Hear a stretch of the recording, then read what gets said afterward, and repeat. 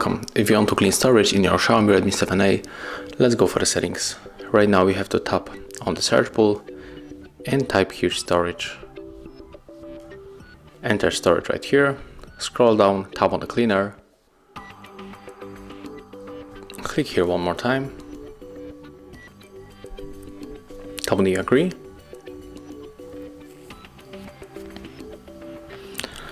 and right now we can check what is in the memory, and I don't want to delete these apps,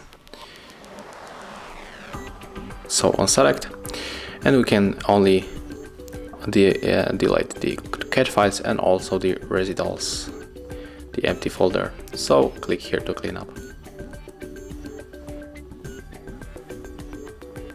And it's finished. Thank you guys for watching. Leave thumbs ups, comments and subscribe to our channel.